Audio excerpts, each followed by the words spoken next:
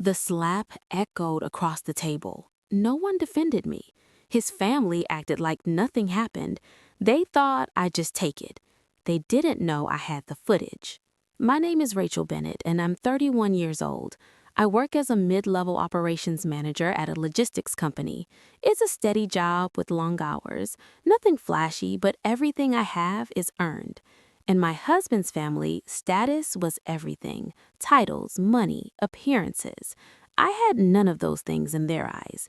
They saw me as the quiet wife who married up, the one who should stay grateful and invisible. I grew up differently. Single mom household, tight budgets. I learned early how to read rooms and survive tension. I believed marriage meant partnership, respect, and safety. Instead, family dinners felt like performance reviews where I always failed. Still, I stayed polite, composed, careful.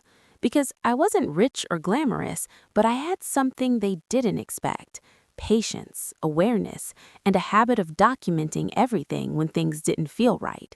That night wasn't the first time he humiliated me, but it was the last time he thought he'd get away with it. If you've ever stayed quiet just to keep the peace, I see you. Sometimes silence isn't weakness, it's strategy. Subscribe if you've ever been underestimated inside your own family. Tell me in the comments, have you ever held back, waiting for the right moment? Click hype. Let's keep going.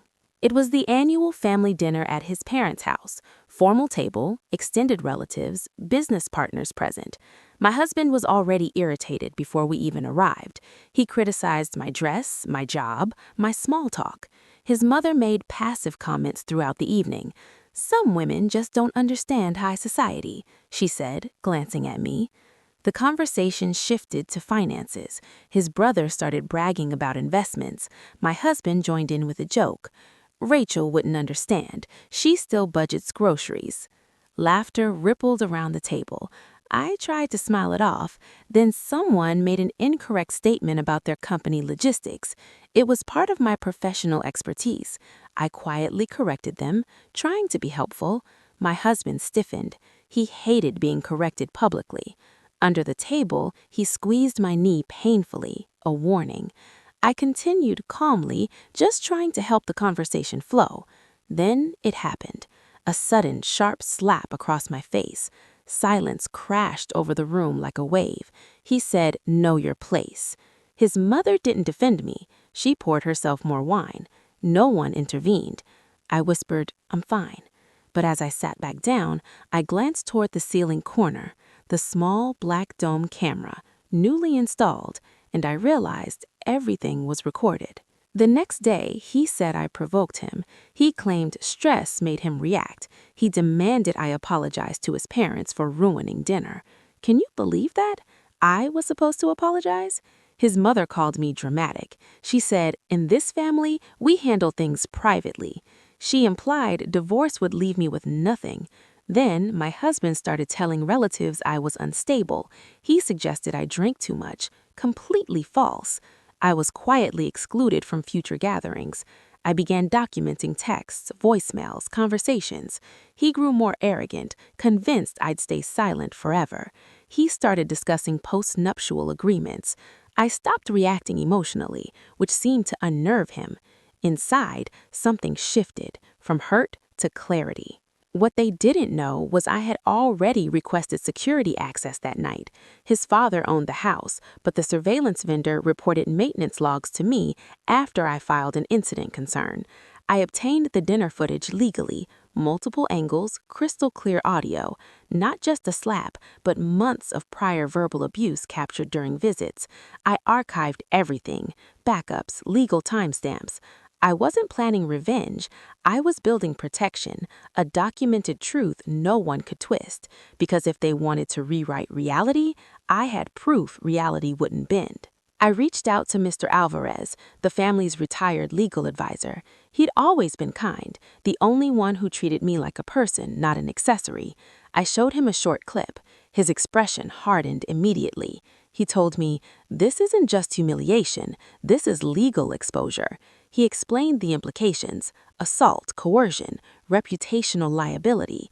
He offered to mediate, discreetly but firmly. Meanwhile, my husband grew bolder. He was planning a large anniversary gala for his parents, public event, influential guests. He assumed I'd attend quietly for appearances. His mother even assigned me a back table seat. They believed they'd already won, socially, financially, emotionally. Mr. Alvarez asked me one question: "Are you ready for the truth to be seen publicly?" I said yes. The ballroom was filled with relatives, investors, and community figures. My husband gave a speech about family honor. He praised loyalty, respect, and unity. Then Mr. Alvarez stepped forward, requesting a brief legal announcement. Confusion spread through the crowd. Screens had been prepared for a slideshow. Suddenly, they switched feeds. CCTV footage began playing. The dinner, the table, the slap. His words echoed across the hall. Gasps rippled through the crowd. Another clip played, verbal insults from prior gatherings, his mother's enabling comments. My husband tried to stop the video. Too late. Mr. Alvarez stated calmly, "This footage has been legally secured and documented." Silence crushed the room. I stood, composed. I said, "You told me to know my place, so I found it." I announced separation proceedings, legal filings already submitted, reputation damage now public, consequences unavoidable. For the first time, they had no narrative control. I moved into my own apartment within weeks. Company HR learned of the incident through public fallout. My career reputation actually strengthened. I was offered a promotion in a different branch.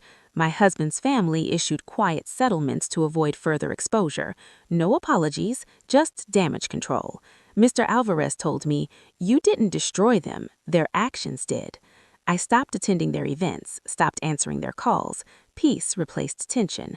I looked in the mirror one morning. No fear, no shame, just recognition. I didn't win because I exposed them. I won because I finally chose myself. If you've ever been humiliated in front of others, especially by someone who was supposed to protect you, you know how deep that cut goes. Share your story in the comments. Your voice deserves to be heard. Subscribe if you're reclaiming your power too, and click hype to help this story reach others who need the courage to stand up. Your story has power. If you felt a connection to mine, please subscribe and share your journey in the comments. Every hype you give this video helps empower someone else. Thank you for being here and for listening.